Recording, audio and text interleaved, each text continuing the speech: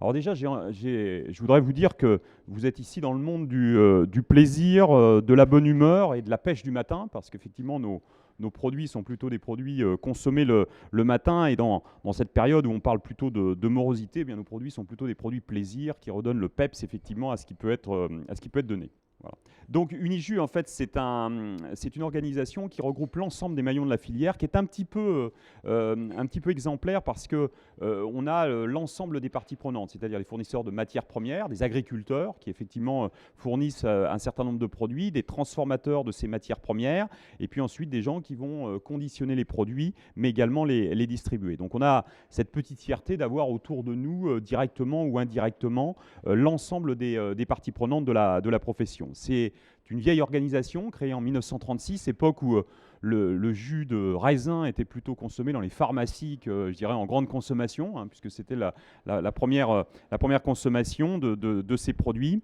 Et c'est en tout 34 adhérents qui sont vraiment implantés sur le territoire. Et on affiche vraiment cette notion-là d'être des gens du territoire et qui développons effectivement les territoires. Et on retrouve des PME, des ETI, des groupes internationaux qui effectivement vont venir sur le territoire exercer ces différentes fonctions que je viens de vous résumer. Aujourd'hui, Uniju regroupe plus de 90% du jus de fruits qui est proposé donc à nos consommateurs au travers de 33 sites de production, plus de 30 000 emplois, donc à peu près 4 000 emplois directs, donc des gens qui travaillent dans les entreprises, et 23 000 indirects. Ce sont tous les arboriculteurs qui vont nous fournir des matières premières, donc de fruits, que derrière on va pouvoir transformer pour pouvoir les proposer à nos consommateurs de qualité. C'est, je l'ai dit, une filière qui contribue au maillage territorial de façon importante. On participe au développement économique de ces territoires, et c'est un sujet qui vient de nous occuper énormément avec la problématique des gilets jaunes. Et nous, on revendique effectivement qu'on est des gens du territoire, qui entretenons le territoire et qui développons effectivement cette activité économique dans les territoires. Et puis, c'est aussi un débouché indispensable à des matières premières, hein. Je vous rappelle que la consommation de fruits et légumes est une consommation donc d'abord de la matière première fruits et légumes, mais ensuite il y a effectivement des transformations qui sont effectuées en compote, en jus de fruits. Et donc nous, on est effectivement un débouché indispensable à ces filières-là, surtout dans cette période un petit peu anti-gaspi que l'on voit aujourd'hui. Alors la consommation du jus de fruits est assez paradoxale parce que globalement c'est une consommation importante, hein, plus de 20 litres par an par habitant sont consommés par les Français. C'est un marché d'1,3 milliard de litres donc de jus de fruits et de nectar qui sont achetés en magasin.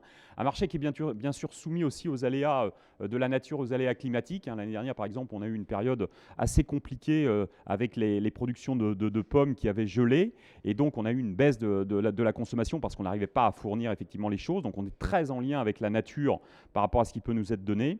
Et puis c'est un chiffre d'affaires de 2 milliards d'euros. Donc ce que l'on constate sur l'année dernière, c'est que lié à un certain nombre de phénomènes dont ces aléas climatiques, on a une baisse de la consommation en volume. Mais maintenant, depuis un certain nombre d'années, je vais y revenir après, on a travaillé en fait finalement à la premiumisation de nos produits et donc à l'évolution vers une consommation plus raisonnée. Vous allez le voir aussi, c'est plutôt une consommation du matin, mais également une consommation qui s'est segmentée vers des produits de plus forte qualité, vers aussi une diversité de nos productions. Et donc très clairement, aujourd'hui, on peut dire que plus de 92% des foyers français consomment nos produits, et plutôt une consommation du matin. Donc c'est un marché, comme je vous le disais, qui est monté en gamme. Depuis de nombreuses années, on a saisi l'opportunité, et c'est un petit peu atypique en Europe, hein, de développer les purs jus. Alors c'était atypique il y a quelques années, maintenant c'est en train un peu plus de se généraliser, entre autres dans des pays comme l'Allemagne qui était énormément avec des jus à base de concentré. L'Angleterre était plutôt avec des produits de purs jus. Mais c'est aussi une segmentation vers le bio, on n'échappe pas au bio, avec une complexité quand même supplémentaire, c'est qu'on a des produits qui sont très sensibles finalement aux aléas climatiques, et donc le bio est compliqué dans nos produits parce que nos produits restent très très fragiles. Et puis on vit aussi une évolution de nos modes d'achat et de notre mode de consommation, le nomadisme, l'évolution vers des magasins de proximité, vers des consommations, on va aller acheter plus souvent dans nos magasins mais des quantités moins importantes par rapport à ça, donc tout sur le réfrigéré, etc. Tout est en train de gagner effectivement des parts de marché. Donc toute cette segmentation, il faut effectivement effectivement l'accompagner entre la problématique production, la problématique des emballages, la problématique également derrière des lieux de consommation et des lieux d'achat de nos produits.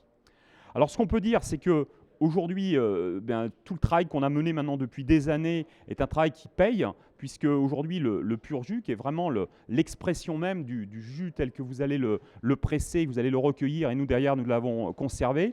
Donc c'est une progression importante, plus de 15% de ce marché en 8 ans, et c'est un marché qui continue à progresser en termes de volume, parce que bien sûr derrière ça, il y a un aspect qualitatif du produit au niveau organoleptique. On est un produit avant tout organoleptique, vous allez consommer de nos produits parce que derrière ils sont bons, et l'aspect nutritionnel bien sûr vient derrière en termes d'intérêt. Voilà. Et donc, lié à ça aussi, bien sûr, on a travaillé la valeur. Il faut revaloriser nos filières. Un certain nombre de filières sont en danger, particulièrement en France, pour des questions de valorisation. Et donc, on a travaillé cette valeur, on a travaillé cette mise en avant, ce qui fait qu'aujourd'hui, on arrive à avoir des filières qui sont organisées, de qualité et qui sont surtout durables par rapport à cette évolution. Le bio, je vous en ai parlé, donc c'est effectivement un moteur de croissance. En l'espace de 8 ans, nous sommes passés de 2,7% à plus de 8,3%. Donc c'est effectivement une évolution très très sensible. Une évolution un peu ralentie l'année dernière à cause des problématiques effectivement d'approvisionnement de matières premières qui ont été très compliquées sur un de nos gros produits qui est la pomme. Mais néanmoins, on voit bien que dans la durée, le bio est en train de s'implanter. Petite particularité de notre métier, c'est que le bio, donc comme je vous le disais, le produit est un produit très organoleptique, et le bio est un produit sur lequel il faut faire attention à cet aspect-là. Donc c'est vrai que l'organisation qu'on peut avoir en termes de qualité par rapport à la diversité des origines de nos matières premières nous permet d'avoir une stabilité sur les produits conventionnels. C'est plus compliqué en bio, c'est pour ça que l'évolution est un peu plus difficile et un peu plus lente qu'on peut l'avoir dans certains produits en termes d'évolution, mais vous voyez que l'évolution est quand même très très sensible. Donc ce produit, là, alors troisième point, les jus réfrigérés. Donc très clairement, on voit qu'aujourd'hui, on a une évolution extrêmement forte des jus réfrigérés. Là aussi, pour des aspects de diversité des produits, de qualité, on a aussi un certain nombre de marques qui font un travail de fond absolument exceptionnel, justement sur cet aspect qualité et valorisation de nos produits.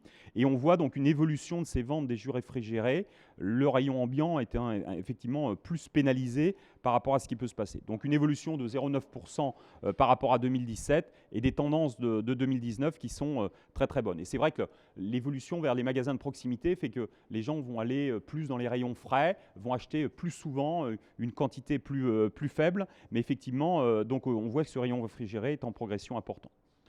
Très rapidement, on voit que le marché, donc le jus d'orange, reste le parfum leader de très loin, mais aujourd'hui, on voit que l'offre telle qu'elle s'est diversifiée fait que le consommateur est plus à peur en fait sur ces produits et va plus facilement aller déguster une diversité de produits. On voit que effectivement le jus d'orange reste leader, mais on a des produits comme l'ananas, on a des produits comme les jus de légumes, etc., qui sont en progression très très forte. Alors, un petit rappel sur les process de fabrication. Donc, nos process de fabrication, nous traitons effectivement des matières premières agricoles, très peu transformées. On recueille des fruits au meilleur moment de leur maturité. C'est ça qui fait la particularité. On va avoir à un instant T un recueil de quantités importantes qu'il va falloir traiter et qu'il va falloir conserver pour assurer aux consommateurs une sécurité sanitaire, qui est notre premier effectivement, levier, et ensuite une qualité organoleptique de notre produit. Donc c'est la particularité, c'est qu'on va, dans les différents pays dans lesquels on travaille ou dans les vergers français, eh bien, recueillir les pommes au moment où ces pommes sont vraiment matures et sont vraiment au meilleur moment de leur maturité.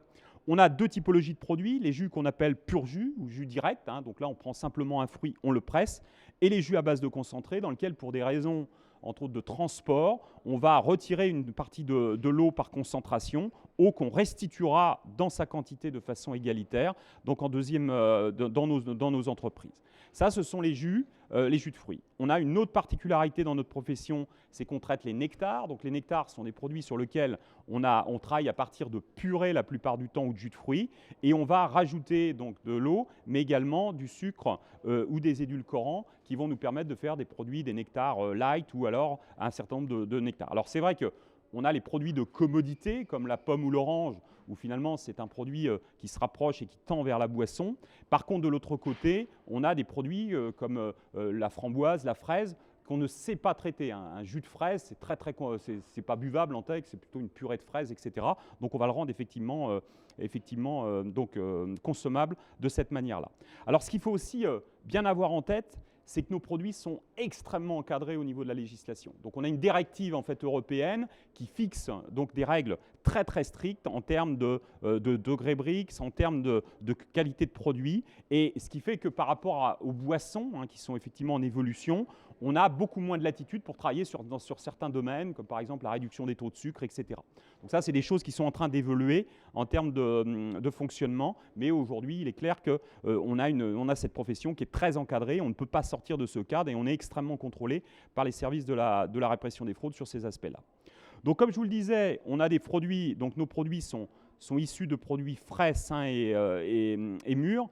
Et ça, je trouve que c'est vraiment une particularité très très forte parce que, à la différence des fruits qui, en fonction de l'année, peuvent avoir des qualités qui sont pas toujours stables en raison justement des niveaux de maturité, nous, on va prélever au moment où la nature nous le donne le produit, on va le traiter et ensuite on va le conserver, soit en le conditionnant rapidement dans les emballages, soit en le conservant à des très basses températures qui permettent de garder l'ensemble de ses qualités organoleptiques et l'ensemble de ses qualités nutritionnelles dans le cadre d'une sécurité sanitaire optimum. Voilà. Donc, très clairement, aujourd'hui, on travaille donc sur beaucoup de progrès technologiques et techniques qui nous permettent effectivement de garantir cette qualité de produit.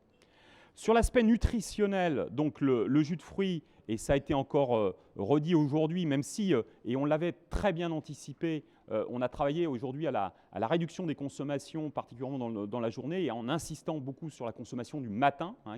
On se réveille après le jeûne de la nuit, il faut redonner du peps, il faut redonner de l'eau, etc. Et nos produits sont effectivement révélateurs de ça. Néanmoins, on a pris en compte un certain nombre de données qui étaient la consommation, pas à n'importe quel moment de la journée, etc. On travaille, et la réduction également de la portion, mais je vais y revenir. Alors, je voulais juste vous rappeler qu'un jus de fruits, en fait, c'est composé avant tout d'eau. Donc, on a 90%, effectivement, 80 à 90% d'eau. Cette eau, donc, c'est l'hydratation qui nous permet effectivement d'avoir un produit qui va nous hydrater. Mais ce n'est pas que de l'hydratation, c'est aussi un produit qui est riche en vitamines. Donc, certaines de ces vitamines sont essentielles à la vie et au développement. C'est aussi des microconstituants, des caroténoïdes, des polyphénols, donc qui sont extrêmement importants. D'où d'ailleurs l'importance au début, quand je vous disais que le produit était vendu en pharmacie, parce que c'était aussi un produit qui, par les antioxydants, était un produit qui soignait en fait, finalement un certain nombre de problématiques. On a du sucre, glucose, fructose, saccharose, et puis on a des minéraux, et tout ça étant bien sûr issu de ce que la plante va nous donner et ce que le fruit va nous restituer au travers des produits. Donc ce sont, comme je le disais, de vrais alliés nutritionnels sur la partie vitamine C et vitamine B9. Donc c'est le premier apport en vitamine C au niveau des enfants et le deuxième chez l'adulte. Et puis c'est un contributeur important en termes de vitamine B9, donc qui est extrêmement important par rapport à ça. Et on sait aussi que malgré toutes les campagnes effectivement, qui vont promouvoir la consommation de fruits et légumes, la consommation de fruits et légumes en France est en baisse. Et la consommation, donc cette consommation qui est en baisse, pose un certain nombre de problématiques aujourd'hui sur l'équilibre alimentaire. Et donc le jus de fruits participe effectivement donc à cette consommation de fruits et légumes, avec un élément qui n'est pas présent dans le jus de fruits et qui est présent dans les fruits, c'est les fibres. Mais en dehors de ça, l'ensemble derrière des aliments sont rigoureusement identiques à ce qu'on peut avoir effectivement dans les fruits. Donc un intérêt nutritionnel qui est aussi couplé à une consommation structurée et modérée, c'est vrai que c'est aussi une consommation du fruit pratique, parce qu'on va prendre un emballage et une bouteille ou se faire son jus, etc. Donc c'est vrai qu'on a une consommation pratique. Par contre, très clairement, on a pris en compte toutes les recommandations du PNNS et puis de l'ANSES. Et donc on voit aujourd'hui qu'on travaille à une consommation raisonnée de nos produits. Donc il est recommandé qu'un enfant consomme le matin environ un verre de jus de fruits, 3/4 d'un verre de jus de fruits, et pour un adulte, un verre de jus de fruits consommé. On voit que cette consommation, vous le voyez, est surtout une consommation du matin, donc au niveau du petit déjeuner. Donc c'est un peu un des premiers gestes qu'on a par rapport à ça, majoritairement à domicile. 92% des foyers aujourd'hui consomment du jus de fruits, donc au travers de ce qui peut se passer, donc sont acheteurs de jus de fruits. Et ça, c'est quelque chose qui n'a pas baissé, malgré tout ce qu'on a pu voir. On consomme moins, mais par contre, on consomme toujours aussi régulièrement. Et puis ensuite, on voit que cette évolution, donc c'est surtout, comme je vous le disais, petit déjeuner, même si on sait que la décrue un peu du petit déjeuner avec des problématiques aujourd'hui sociétales amène aussi à repenser finalement notre mode de consommation du fruit, plus nomade en termes d'évolution. Voilà ce que je pouvais vous dire un peu rapidement sur la partie jus de fruits. Donc un métier, vous voyez, qui est extrêmement actif, qui est extrêmement structuré et sur lequel on réfléchit beaucoup finalement à l'évolution de la consommation, à cette consommation qui est raisonnée, de façon à ce qu'on puisse continuer à apporter à nos consommateurs des produits de qualité et surtout du plaisir, parce qu'on reste un produit organoleptique, un produit plaisir. Je vais donner la parole à monsieur Fumet, qui est géographe et qui va nous dire quelques mots sur effectivement cette évolution de la consommation. Effectivement, j'ai été sollicité en tant que géographe parce que nous avons publié dans notre laboratoire un atlas de l'alimentation l'année dernière. Et donc, il y avait forcément quelque chose dédié aux fruits. Et il ne vous a pas échappé que dans ce que vient de dire M. Vasnek, c'est la question principale concernant les fruits, c'est que ce sont des produits fragiles et qu'il faut récolter au bon moment, transporter, conserver et distribuer dans des conditions optimales. Et ça, effectivement, ça a toujours été le souci des êtres humains, de manger évidemment des produits qui soient de bonne qualité. Et donc, c'est la raison pour laquelle je crois qu'il faut insister sur le fait que les fruits ont toujours été des produits de santé. M. Vaxenex a parlé des épiceries. Je crois que bien sûr tout ce qu'on a mangé, tout ce qu'on mange aujourd'hui est passé par la pharmacopée, mais principalement les fruits, parce que justement ils s'abîment facilement. Et qu'on doit les manger à un temps T très précis, qui ne pose pas de problème aujourd'hui parce qu'on a des systèmes de conservation, on va le voir dans un instant, mais qui posaient beaucoup de problèmes autrefois. C'est la raison pour laquelle, justement, cette ambivalence, attraction et répulsion, a fait qu'ils ont été pensés comme des trésors qu'il était difficile d'approcher. Je vous rappelle que parmi les premières mythologies dans la Bible ou dans d'autres grandes civilisations, l'homme et la femme qui s'échangent un fruit, enfin c'est bien connu, c'est quelque chose qui n'est pas rien du tout. L'échange de pommes dans la Genèse, c'est un geste extrêmement, extrêmement grave. Dans la mythologie, je pense au Jardin des Hespérides, on a énormément de références à ces pommes d'or, ces pommes d'or qui sont donc ces fruits désirés, en fait, qui sont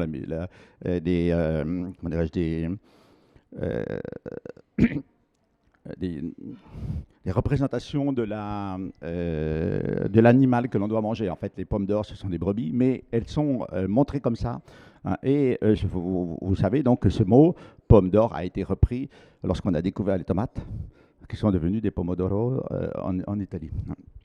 Et donc, cette histoire de répulsion-attraction, elle a été extrêmement importante et elle a fait que les fruits ont été longtemps considérés comme des produits riches parce que les consommations étaient rares, saisonnières, et donc elles avaient forcément du prix. Je vous rappelle que peut-être une des dernières choses qui a montré le prix du fruit, c'est l'orange que votre grand-mère a découvert au pied du sapin au XXe siècle, à Noël, lorsqu'elle, en plein hiver, elle pouvait avoir dans sa main quelque chose qui ressemblait au soleil.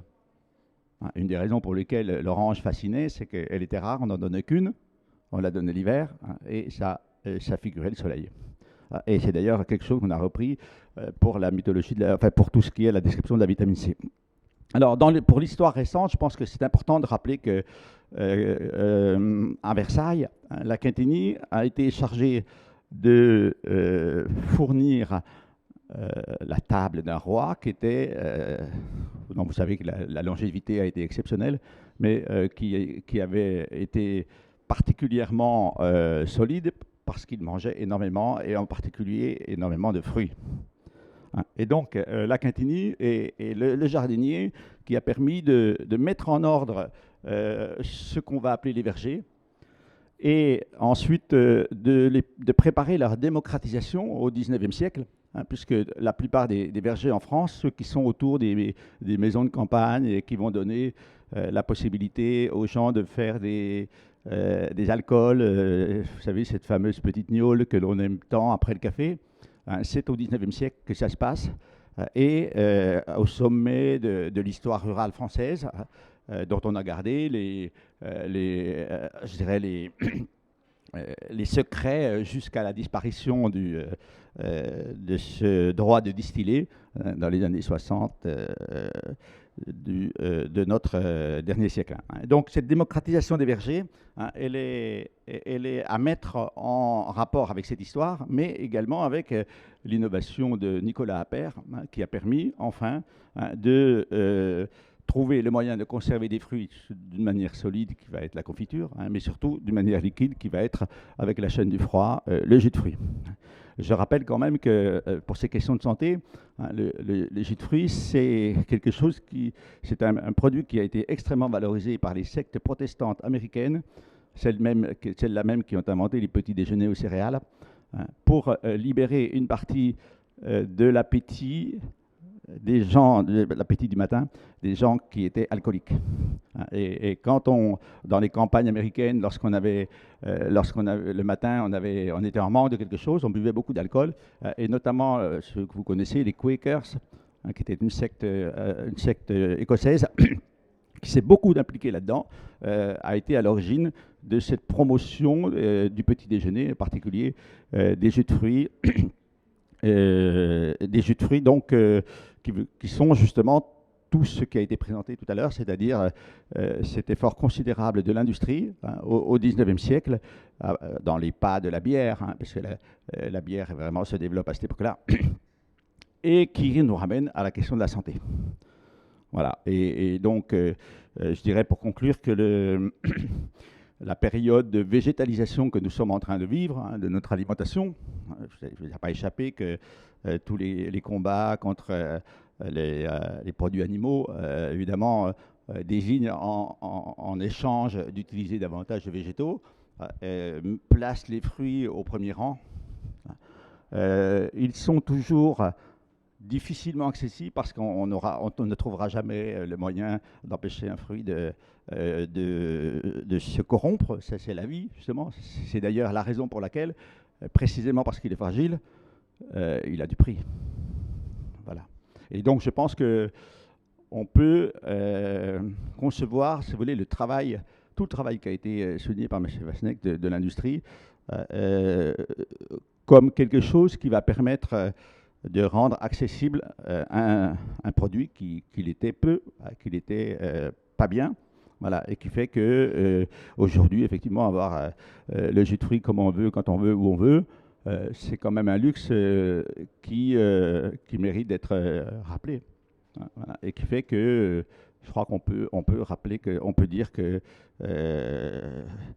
c'est toute cette profession autour du jus de fruits fait, à mon avis, dans le mouvement actuel de végétalisation de l'alimentation, un travail extrêmement important et même, je reviens à la santé, et même très, très bénéfique pour nous. Voilà.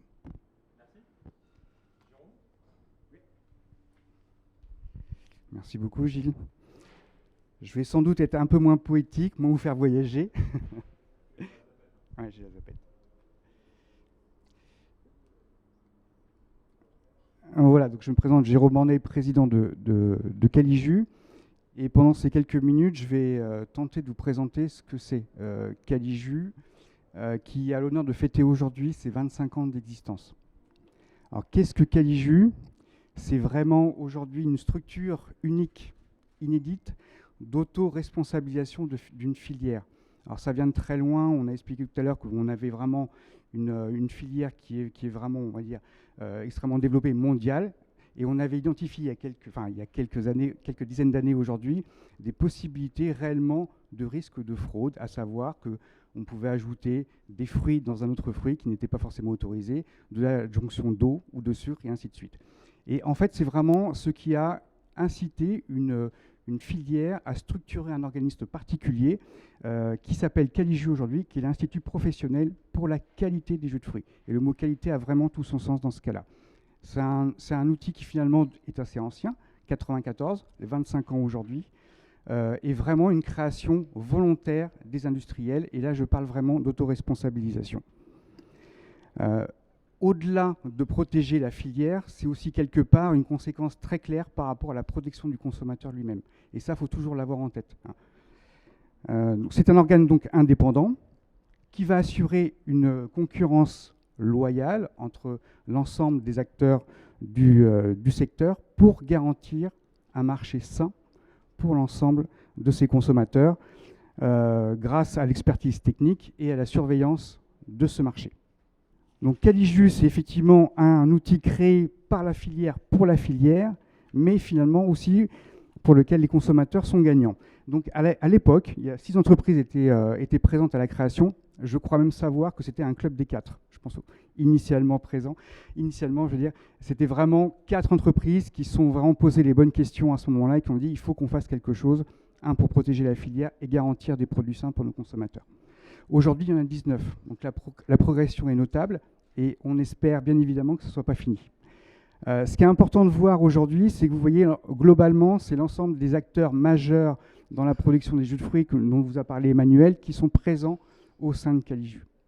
On représente la grande majorité de la production de jus de fruits en France, et ces gens-là font partie de Calijus pour pouvoir participer à un marché sain. Vous voyez, c'est réparti un petit peu partout. Un élément aussi important, c'est que vous voyez que ce ne sont pas simplement que des conditionneurs, c'est aussi on a des producteurs, des conditionneurs et des distributeurs. Et là encore, on parle de filière. Et ça, c'est vraiment quelque chose d'important. Ce sont des gens qui partagent des intérêts communs, d'accord, dans leur propre envie de proposer des produits sains pour que les consommateurs s'y retrouvent. Donc c'est représentatif, crédible, et au-delà de tout ça, l'ensemble de la filière va se donner une exigence particulière. Bien sûr, on va s'appuyer sur des partenaires. L'Unijus, on vous a parlé tout à l'heure, dont Emmanuel est le président et apporte un soutien indéfectible aux activités de Calijus.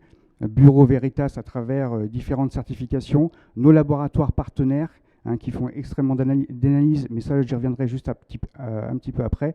On travaille aussi avec les boissons sur des intérêts communs qui dépassent même les jus de fruits. Et puis aussi, on a des partenaires européens comme le JCS et puis un autre organisme qui s'appelle l'IRMA.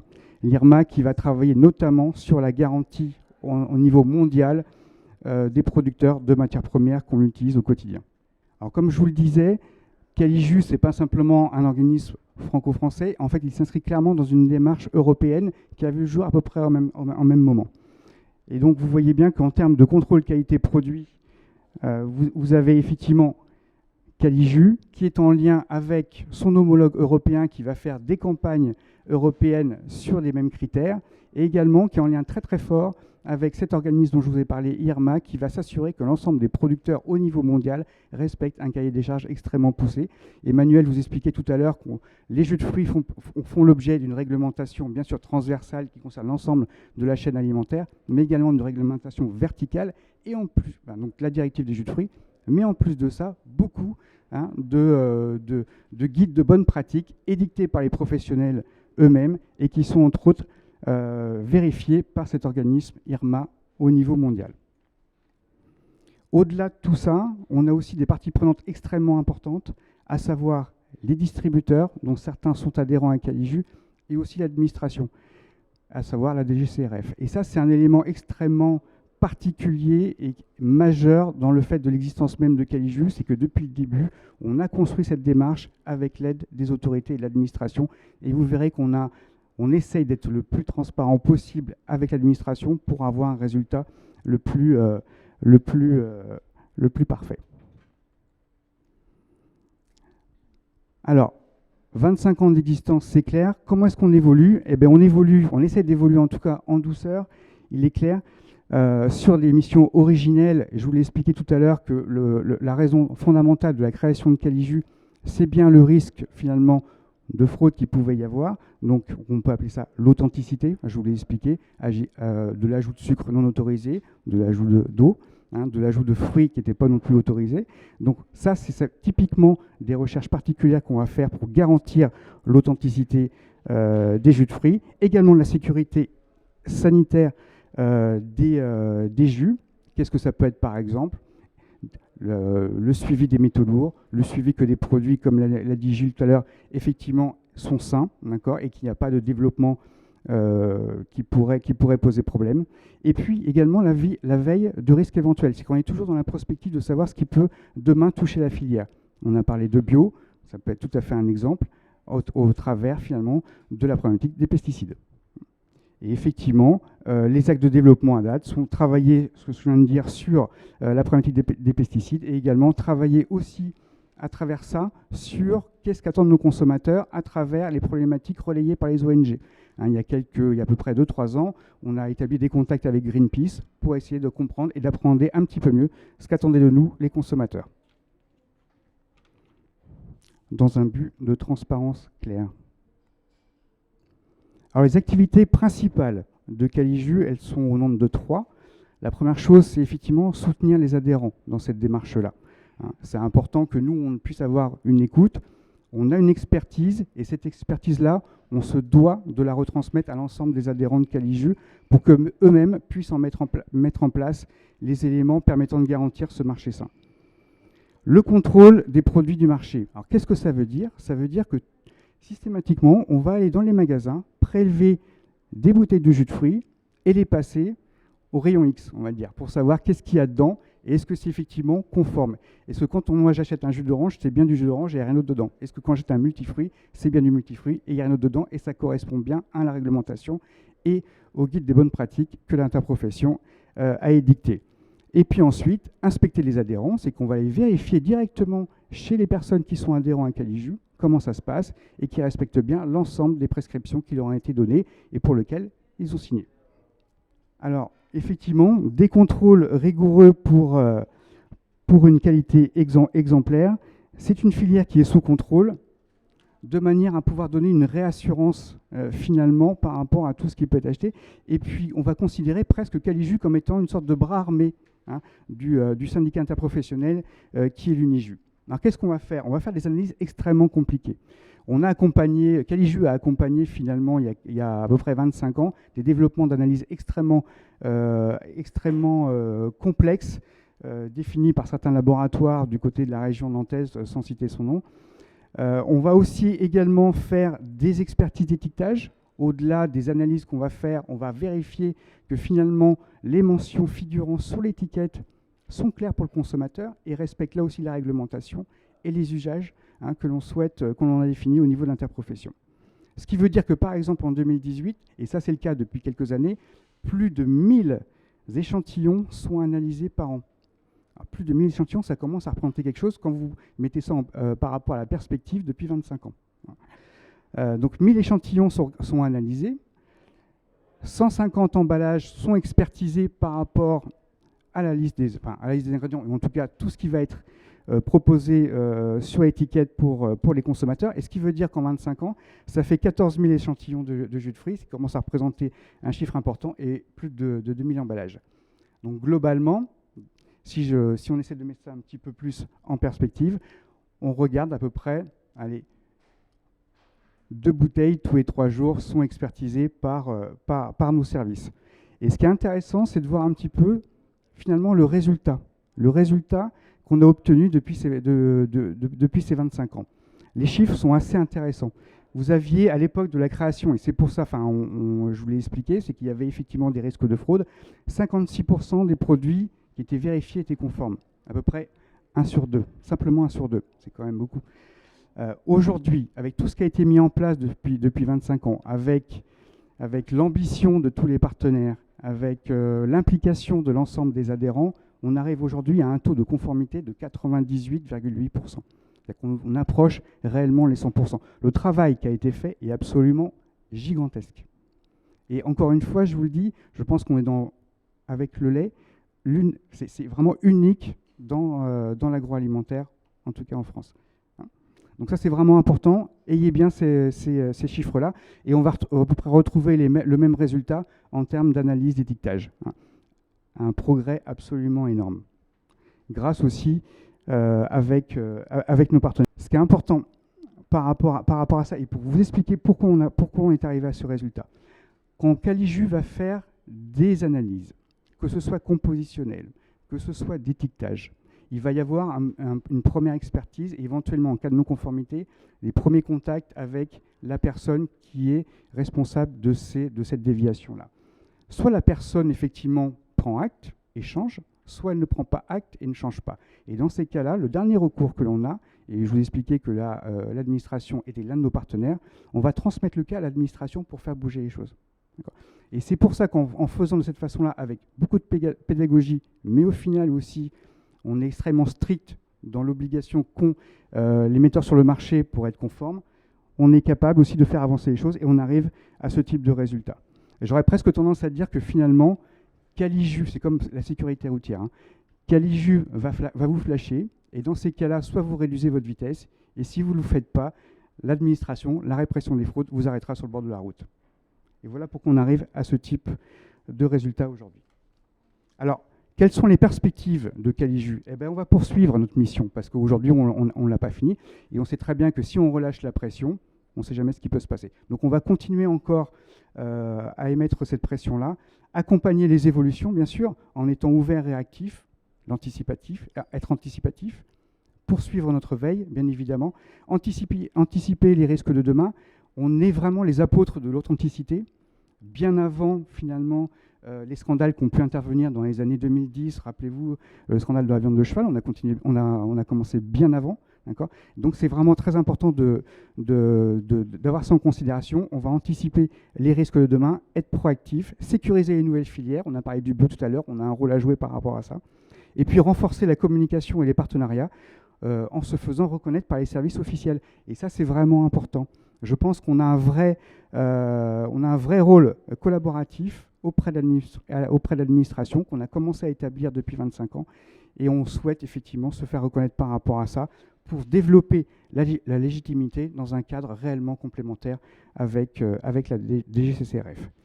Et puis tout ça, simplement pour terminer, toute cette démarche-là va extrêmement bien dans les problématiques actuelles quand on parle de développement durable, de responsabilité sociétale de l'entreprise. Un organisme comme Caligiu est une réponse extrêmement forte par rapport aux problématiques de RSE.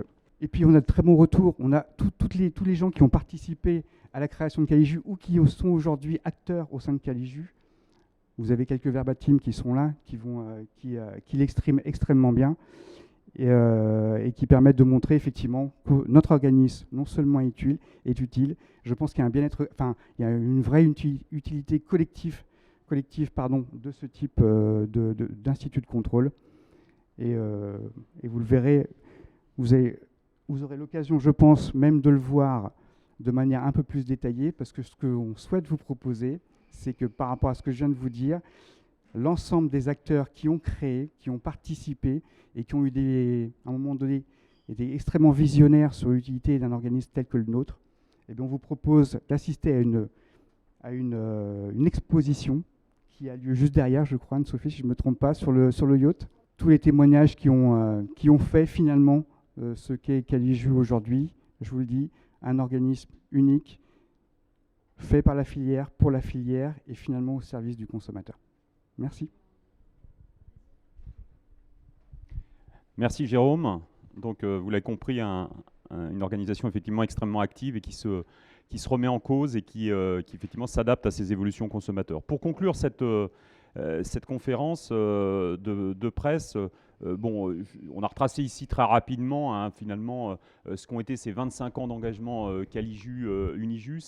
C'est comme l'a dit Jérôme, une vraie prise de conscience qu'aujourd'hui c'est les consommateurs qui nous faisaient bouger, qu'on n'avait pas le droit de les décevoir et qu'il fallait impérativement qu'on travaille à toutes les problématiques telles qu'elles étaient ou telles qu'elles pouvaient arriver. Et puis c'est aussi 25 ans finalement de data qu'on a recueillis et qui nous permettent aujourd'hui de vous dire à vous quand il y a une interrogation eh bien finalement, voilà nous ce qu'on peut dire, parce que ça fait 25 ans qu'on fait des analyses, comment est-ce qu'on arrive à construire, et c'est des vraies réponses. Et je pense que c'est aujourd'hui une vraie solution par rapport à un peu ce qui peut se passer en termes d'événementiel, hein. On voit qu'on a des moments où l'événement l'emporte finalement sur la raison et sur aussi la vérité. Je pense qu'il y a des moments, on construit des choses dans la durée, mais il se passe un événement et cet événement fait qu'on va modifier les choses. Ben nous, on est capable de vous dire, voilà, sur les pesticides, sur un certain nombre de produits, depuis 25 ans, voilà ce qui s'est passé, voilà quelle a été l'évolution. Et quand on dit que ça évolue, ben nous, on vous dit non, ça baisse, parce qu'on fait ces analyses et on les suit depuis 25 ans, et on a du concret et on a du factuel à vous montrer. Donc vous avez ici retracé un peu toutes ces choses, et c'est vrai que ce que disait Jérôme, c'est qu'au début, on contrôlait finalement l'ajout de sucre dans les produits, qui était une des premières fraudes. Aujourd'hui, on est sur les métaux lourds, on est sur les pesticides, on est sur les techniques d'agroécologie, etc. Donc c'est vraiment cette évolution, et les comités d'experts, en permanence, remettent en cause effectivement les choses qui ont été établies.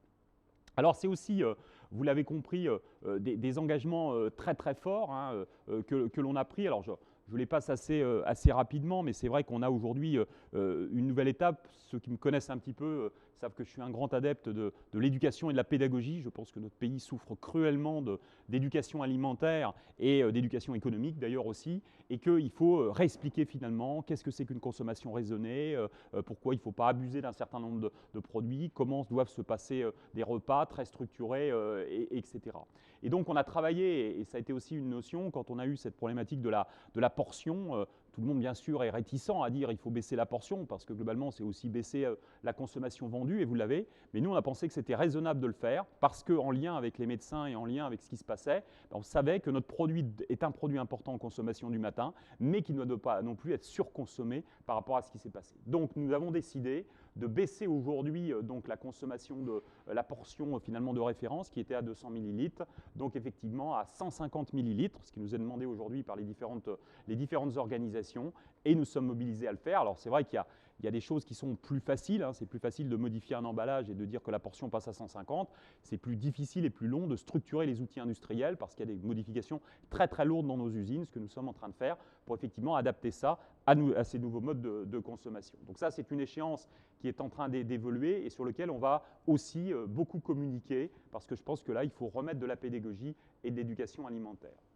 Deuxième engagement très très fort, vous le savez, on est aujourd'hui sur une problématique extrêmement forte des emballages. Donc on a beaucoup de choses qui sont en train de se passer, la feuille de route de l'économie circulaire par Poisson, une réglementation européenne, hein, donc la Single Use Plastic, avec, vous le savez, dans ce cadre-là, un sujet qui nous concerne beaucoup, qui est la suppression des pailles, et effectivement le remplacement soit par des pailles papier, soit, et ça c'est un petit peu ma position, de dire mais finalement pourquoi on ne supprimerait pas complètement les pailles et on ne rapprendrait pas aux gens à boire, hein, donc soit dans un verre ou soit comme on le fait dans une canette, hein, c'est pas plus idiot qu'autre chose. Donc on a effectivement des choses qui sont en cours, et puis également tout le travail qu'on a sur le plastique. Alors c'est vrai qu'aujourd'hui on voit qu'on a vous le voyez dans nos répartitions, une répartition assez égalitaire entre le plastique et le carton. Le verre qui a beaucoup perdu effectivement de part de marché, parce que le verre est lourd, parce que le verre c'est paradoxalement une empreinte environnementale assez catastrophique, parce que la majorité du verre aujourd'hui est cassé, refondu, et refondu avec de l'énergie fossile. Donc effectivement c'est un emballage inerte quand il est dans la nature, mais c'est un emballage qui consomme énormément d'énergie fossile. Donc c'est toutes des problématiques, et on travaille aujourd'hui avec les différents intervenants pour baisser les quantités de plastique, pour le supprimer là où on n'en a pas besoin, pour le remplacer effectivement demain, et je pense que les technologies nous aideront à avoir des emballages home compostables en termes d'évolution, etc. Et surtout, et je le mets vraiment en avant, c'est que nous avons une première responsabilité, c'est la sécurité sanitaire de nos produits. Et j'alerte un petit peu, parce que je pense qu'en ce moment, il y a un peu des géotrouve-tout qui lancent un petit peu n'importe quoi. Moi, je pense qu'on peut avoir des très très gros problèmes sanitaires. Notre première responsabilité, c'est d'assurer aux consommateurs la sécurité sanitaire de nos produits, et bien sûr ensuite de prendre en compte ces évolutions qui sont des évolutions nécessaires en tant qu'entreprise, en tant que société, mais également en tant qu'être humain par rapport à ce qu'on va laisser aux générations effectivement futures. Donc on travaille beaucoup, vous savez qu'on fait partie du collectif Boisson, qui repense aussi les modes de collecte, de tri, de réutilisation des emballages. On a des enjeux extrêmement importants, comme en 2030 le 90% d'emballages recyclés dans nos emballages. Et donc tous ces sujets-là, nous sommes effectivement extrêmement actifs sur le sujet. Ensuite, on a, donc ça c'était la partie collective boisson, hein, dont on parle beaucoup actuellement en lien avec le ministère de l'Environnement. Et vraiment, ces 3 idées que je trouve très bonnes et très fortes, c'est comment on supprime quand on n'a pas besoin, comment on baisse, et demain, comment est-ce qu'on assure finalement les filières de tri et de recyclage telles qu'elles sont en train d'effectuer, tout ça en collaboration avec les différentes parties prenantes, c'est-à-dire les consommateurs, les mairies qui font effectivement la collecte des emballages, les recycleurs et ensuite les réutilisateurs qui doivent effectivement aussi garantir que l'emballage recyclé ne pose pas de problème. On l'a connu dans d'autres emballages, hein, par exemple dans les matériaux papier avec les huiles minérales. Il faut aussi faire très très attention à tous les produits qui sont en contact avec nos produits. On a beaucoup travaillé sur comment redonner du sens à la consommation du petit déjeuner. Je trouve que c'est aujourd'hui important vis-à-vis de l'éducation de nos enfants de leur dire qu'une bonne alimentation, c'est une alimentation raisonnable, raisonnée, équilibrée, avec des repas structurés, pris à certains moments de la journée. Et on travaille donc depuis des années à ce collectif du petit déjeuner dont je m'occupe. Et on a quelques petites victoires. D'abord, je pense qu'aujourd'hui, c'est en train de pénétrer, entre autres dans l'éducation nationale, qui comprend l'importance du petit déjeuner et de son évolution. Et aussi, et je l'espère, j'espère que bientôt on aura 1 heure par semaine de formation à la nutrition à nos enfants. Et je pense qu'en 10 ans, notre pays aura complètement évolué si on reprend finalement à la racine cette éducation. Alors c'est compliqué de pénétrer effectivement un certain nombre de gens qui nous voient plutôt comme des méchants forçant à la consommation. Mais au-delà de ça, je pense que c'est vraiment un acte fondateur de ce que finalement va être notre consommation et notre évolution demain par rapport à ça. Voilà, il me reste à vous remercier de votre écoute. Et puis